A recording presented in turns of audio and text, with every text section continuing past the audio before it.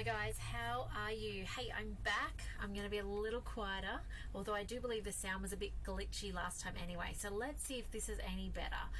Different network, different setup. I've got the camera set up, so I thought I'd do a test run. And hubby has gone out to grab a few things from the shops, so I thought I'm going to make him dessert while he's gone. So I want to show you tonight how to make these chocolate volcanoes. Now, Greg actually makes his own version of these that is so simple. There's just a couple of ingredients. I don't know how to do that. I'm going to follow a recipe on Guided, okay? He seems to be able to just chuck things in the Thermomix these days and make things. I can't. So let me show you these beautiful volcanoes. Now, you will need ramekins, or I've got the awesome little silicone cups from the mix shop. They come in an 8-pack. You will, over time, find that they lose their colour a bit. Where's the other ones? Up here. You know, you can see here, these are our caravan stash, and you can see they're varying different colours depending on what we've cooked in them. Doesn't matter, they still work perfectly fine. Alright, so I have buttered them up. It says to coat them in cocoa. Haven't coated them in cocoa yet. Do say hi if you're watching, by the way. Would love to know you're watching. I'm coming to you from our caravan. We're down at the Gold Coast at the moment, just having a quick little 6-day escape. So that's what I'm doing, and I thought I'd show you how we cook in our caravan, and I do hope my network is good enough that you can both see and hear me okay. Alright, let's get started.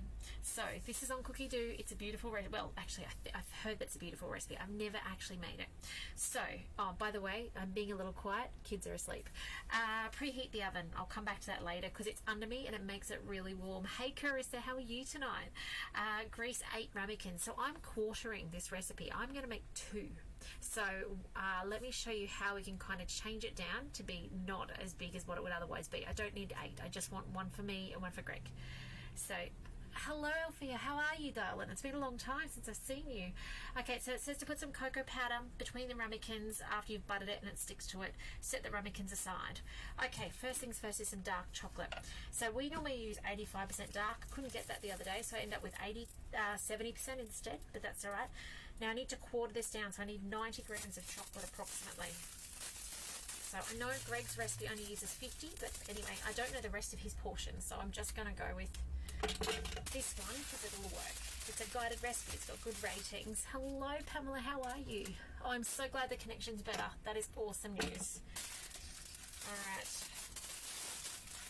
Let's finish this off. So I'm doing a quarter batch, and hopefully my maths is okay. All right. Not my strongest point. Married my husband for his math skills. 91. Wow. Must only be a 90-gram packet these days. Okay, next. Insert the lid. So now I'm going to grate this down. It's going to take 5 seconds, speed 8. Will be a little noisy for a second.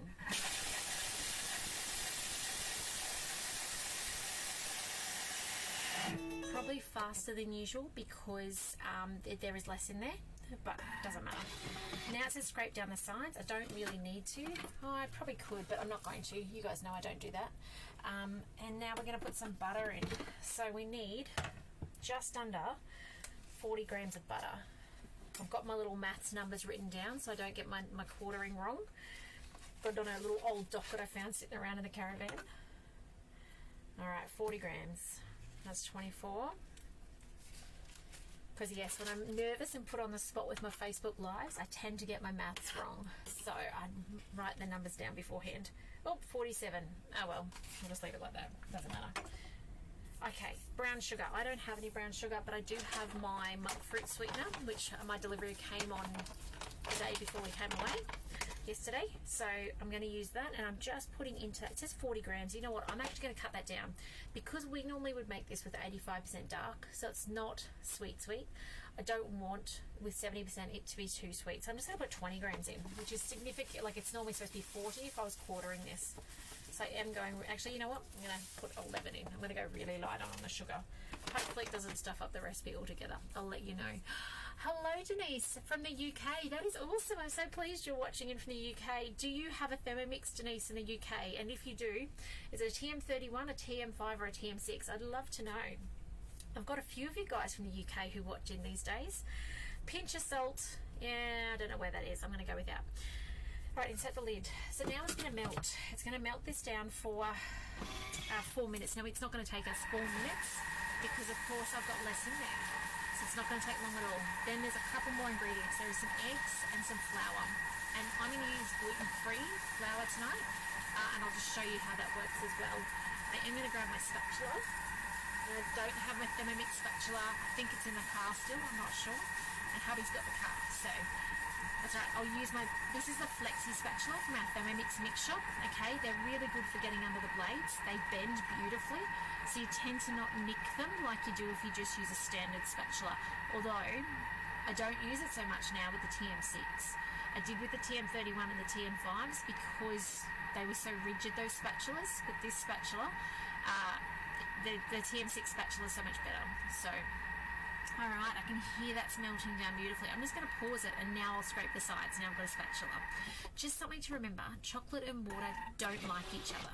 So make sure your spatula, your measuring cup, your lid, all those things are actually dry so that it doesn't disturb that chocolate and make it split. It's probably not as bad in this recipe where you've actually got, that's very melted already, where you've already got food in there. But if you're ever trying to melt chocolate on its own, do not let water get in there. They do not like each other, and often you want to melt it with the lid off so that the humidity doesn't drip back in. When I said a lid, sorry, the measuring cup. Let me use the right term. So yes, but this is actually nearly melted, so I'm nearly ready for the next step. Because I've only got such less in there, it's not taking long at all. All right, beautiful. Look at that. I don't know if you guys can see that. I need like another light. We're actually getting another caravan next year for a big trip, and I'm going to get the lights so that they're in the right places so you guys can see. Keep the measuring cup inserted then. What's it doing now? Oh, we're going to turn it up. So I've got 2 minutes. It says turn speed selected to speed 4, and meanwhile follow the next step. I think this is when I start using my eggs. So you'll notice I normally, if I don't have my lid on, I'll be cracking my eggs here. With the lid on, I'll just use the top of the thing here, the lid. And up to speed 4. Slowly add 6 eggs. It says 2 egg yolks. I'm not doing egg yolks because then what am I going to do with the whites? I'm just going to actually add, so I'm using a quarter, right? So I'm just going to add 2 eggs. So in we go. Don't drop the shells in. You guys know I'm renowned for doing that, right? Alright, nearly done. Okay. Excuse me, I'm just going to wash my fingers. Get that egg off. Okay. Now again, I'm not going to need the full time. I've only got a quarter batch. So let's just stop it. And now it's just got flour. I think it's got vanilla, but I'm not going to do the vanilla. Just a little note. Did you notice then, you may not have, that when you often do a step that says meanwhile and to continue, it always takes you back to the previous step to then step through when you're done. Just something to note so that you know to go forwards through that. Okay, vanilla bean paste. I do have some in the fridge, but I don't know. It's so chocolatey. Do you need it? I'm not going to use it. Oh, I think hubby's back. And now last up is a little bit of plain flour. So 75 grams, so I need just under 20.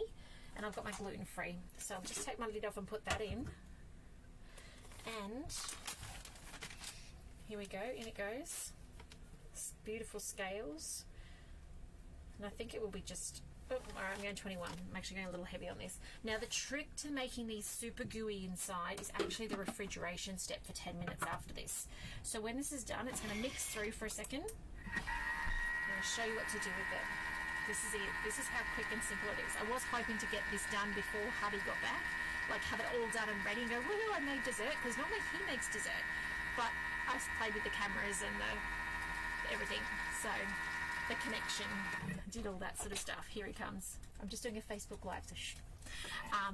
So, it's actually done. Now you'll notice that some of the flour, so scrape down the sides and do a whip again. So it's got a 5-second whip on it because of the flour up the sides. You know what?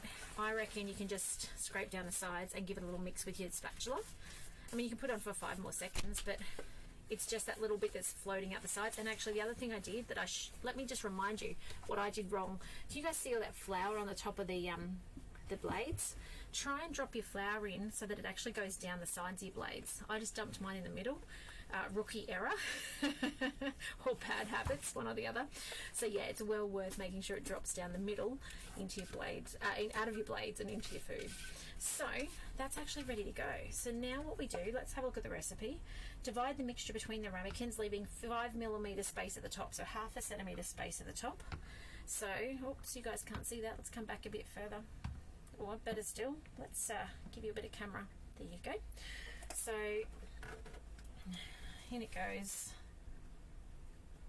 Now see if this actually does more than 2 ramekins. I don't know how big these little cups are. They might not be the same size as the 125, I think it was, that the recipe called for. So there's one done. Probably left more than the 5mm, the 1/2 centimetre. So has anyone, those of you watching in the chat today, have you made this recipe? I'd love to know. And if you have, did you enjoy it? As I said, I've actually not made this one before, but hubby makes one similar. So nearly done. Now a little tip, if you want some chocolate cream at the end to serve with it, whip up your cream, leaving the remnants in your bowl. Okay, so don't feel like you have to take it all out. You can actually whip it up and then you've got some chocolate flavoured cream.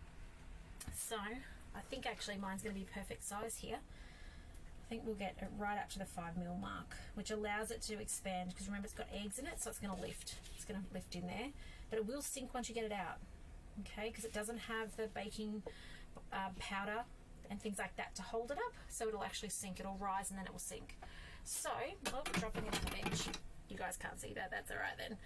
There you go. So there's the 2 little things. And so then what we do, put it into the refrigerator to cool for 20 minutes or 10 minutes in the freezer if you prefer. Clean and dry the mixing bowl. Place the ramekins onto a baking tray. Sorry, let me turn this around so you guys can see it. It doesn't say a baking tray with water. It's nothing fancy like that. It's literally just wanting you to put them on something that you can move them all in and move them all out on. Bake for 12 minutes or until the top is smooth and crispy and springs back when pressed. Now the thing to note is when you tip them out and then you break them open, the concept of the volcano is that they will break open. That's the concept behind it. So it's only 12 minutes at a really hot oven, 200 degrees, so that's quite hot. Allow them to cool for a few minutes, and it tells you to whip some cream up as well to serve with. So there you go, guys. There is your little chocolate volcanoes. I've never made them before, of Cookie Do. Give them a go, and when you do, please share the pictures with me. I'd love to see it. Now I'm just going to check out these comments before I've left. Oh, Denise, you've had a TM31, now 5 and a 6. Oh, that is so cool. Hey, you should share the page, Denise, with your sister, if she's got the sister-in-law, with the TM31. Maybe she'll get some inspiration and recipes to try from there as well. All right, have a fantastic evening, guys. Take care. I will be back here tomorrow, no doubt, cooking. I'm going to use some of those sauces that are frozen up. I'm going to show you how to put them to good use and some hints and tips for doing so as well. So I'll see you tomorrow. Take care till then. If you want a demo or if you want to talk recipes, by all means, reach out. I'd love to help you get more out of your Thermomix. But otherwise, take care and I'll see you tomorrow. Bye, guys.